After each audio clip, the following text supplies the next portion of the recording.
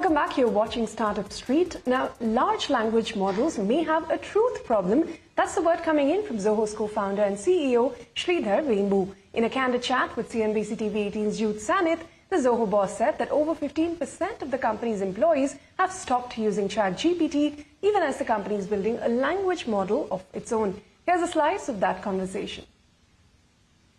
We're having this discourse, and I find it very interesting because it's also coming at a time when the chinks are beginning to show with regard to conversational AI, or for that matter, generative AI itself. So when you're talking on one side about AI, or redefining or replacing roles, do you essentially see it as a formidable force to reckon with in the first place, given that there are errors? ChatGPT is being challenged more often now than before in terms of accuracy. Is that a problematic point when it comes to any discourse or use of AI itself? Definitely. So we have to have, in the business context or any real world context, we have to have tools that we can rely on. Truth, of course, is very important, which is why Elon Musk talks about Truth GPT. And today, this LLM technology still has that problem, where we cannot rely on it, absolutely. And in fact, I quoted evidence now that is emerging where the thing is very unreliable in terms of its ups and downs, in terms of accuracy. And that we cannot have in any business context.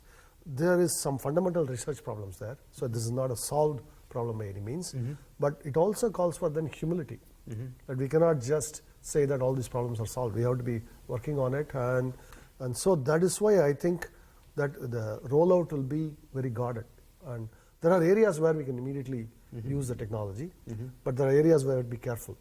To me, the most immediate low-hanging fruit will be the programming sector, where we can make the programmer much more productive. That I believe is a low-hanging fruit that can be done. But other areas we have to be, I think the rollout will be slower in my opinion. And the image recognition, image processing, quality, all of that we talked about. Those areas, for example, inspecting parts, understanding whether some room has been fixed in a hotel, for example, those AI can be very helpful. And we talked about parking lot automation, where the cameras help you identify whether parking slots are open. And you take the camera image and tell where the open slots are.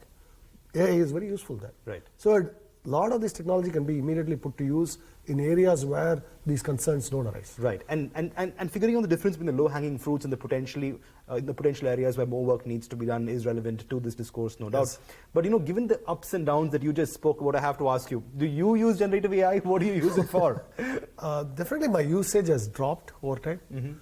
And simply because as I find it, and I think many other people say it too, I find sometimes the tool lectures you, It's in the areas I talk about, I want an alternative opinion, but you find that it'll give you like this, it gives you a median of what is conventional wisdom.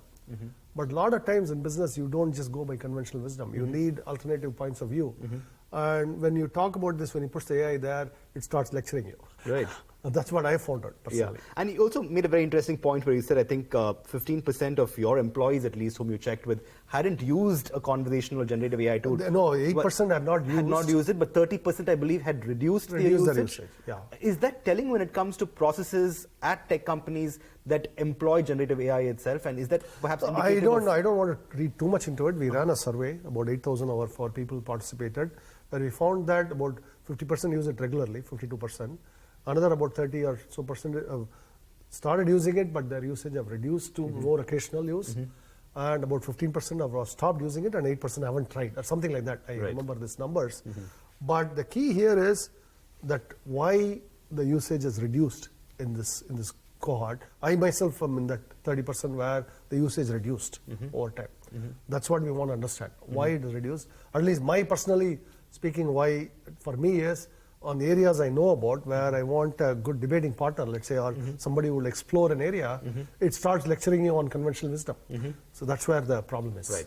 And yet, even as these debates rage on, Zoho itself is developing its own LLM to rival OpenAI and Google is what we read. No, again, see, these are longer term. I know there's not much you can talk about it, but would this then be in a position to, close these chinks that you've experienced in traditional existing LLM models? It'd be too arrogant to say we can close these chinks. These are very open R&D problems.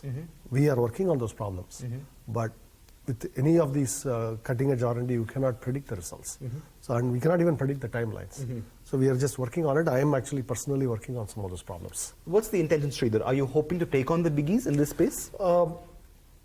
We are trying to declare our technology independence. Okay. I'm going to put it that way. All right. And being independent on that front is very, is a passion project of yours, no doubt. Exactly. So Zoho pointing out some accurate